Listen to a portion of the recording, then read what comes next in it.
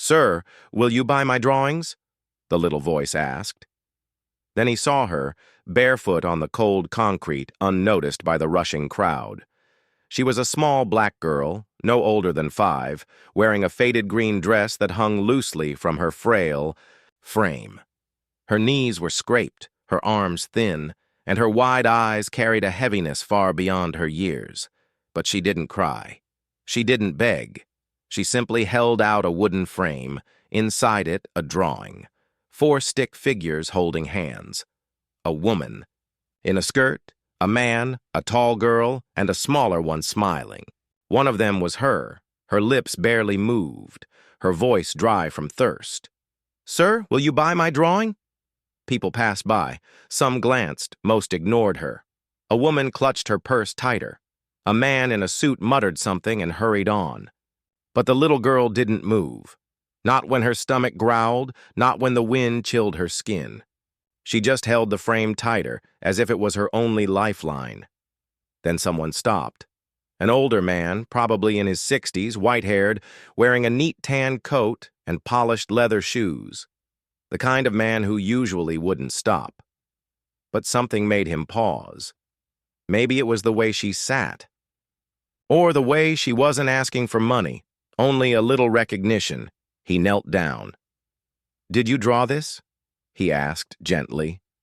She gave a faint nod. He looked at the picture, simple stick figures and a yellow sun. But the way she held it made it feel sacred. "What's your name?" he asked. No answer. "Where's your mom, sweetheart?" he tried again. Still silence. Then, in a whisper so quiet he barely heard, she said, "They're all gone." His breath caught. She hugged the frame tighter. "They died in the fire." "Fire," he repeated. She shook her head. "The car, it flipped. Then it burned." Her voice cracked. "I was asleep. I woke up outside. I heard Mommy scream. There were lights, people yelling, but no one talked to me." Her memories were scattered, broken, like her voice. "I waited, but no one came," she said. Tears welled in his eyes. It wasn't just what she said, it was how she said it. Like someone who had already accepted loneliness as her new reality. "How long have you been here?" he asked. "I don't know," she replied, eyes downcast. "I sleep near the shops. Some ladies gave me bread.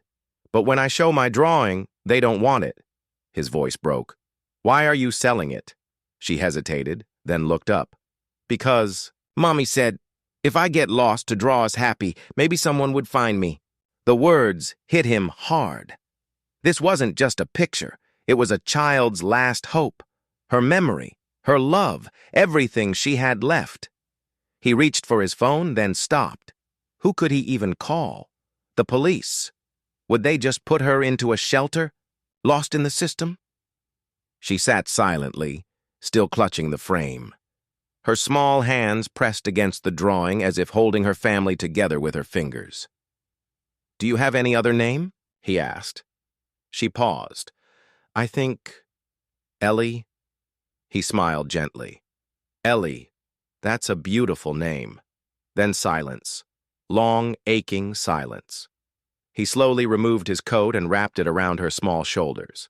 She didn't resist, didn't flinch, and that's when it hit him. This girl wasn't just abandoned, she was forgotten. And the real question wasn't who will help her, but why hasn't anyone helped her already? He looked around. Still no one noticed. Still no one cared. But he did. This time he pulled out his phone with purpose, not to call the police, but someone who would actually listen, someone who could help. As she sat there under his coat, still, holding the only picture of the family she lost, Ellie looked up and whispered, "Do you think Mommy would be proud of me?" He crouched down again, his voice trembling. "Yes," he said softly, "more than you'll ever know." He didn't walk away. He stayed by her side listening, letting her presence settle into his heart. Ellie, that was her name. She didn't know her last name. She couldn't remember her address, just that her mommy had brown curls and her little sister liked pink juice. It wasn't much, but it was enough for him to act. He called Margaret, his friend who ran a private child outreach center. She answered on the second ring. "Charles, what's wrong?"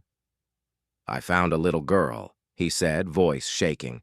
"She's barefoot, sitting alone, not begging, just trying to sell a drawing of her family. She says they died in a car fire."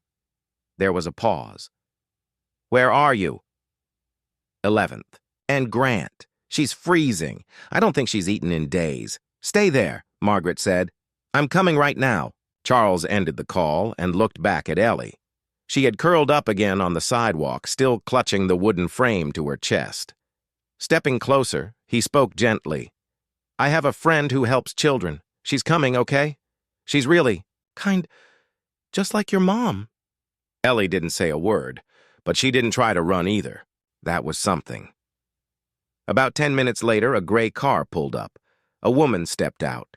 Red glasses, long cardigan, sneakers.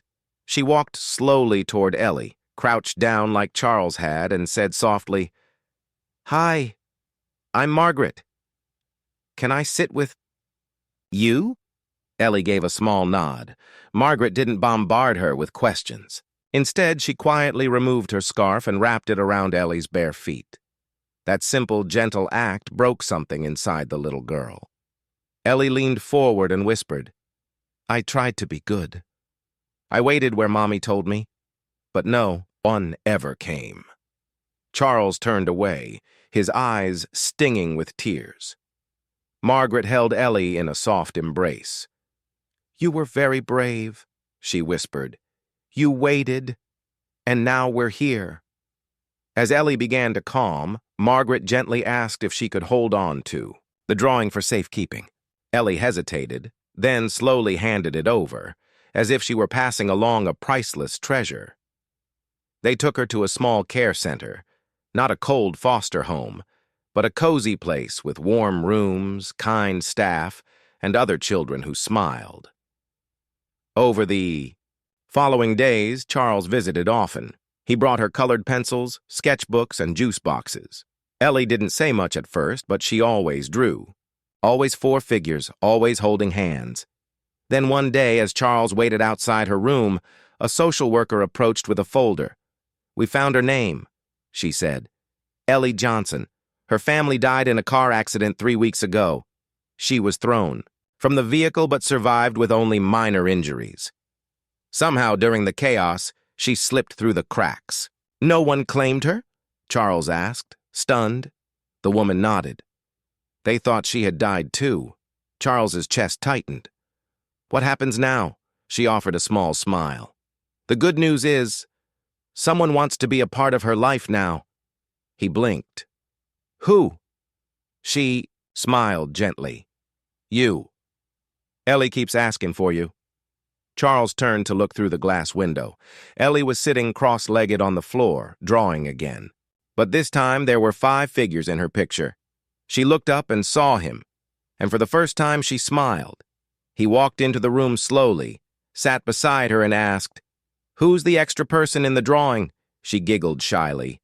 "That's you." He was speechless.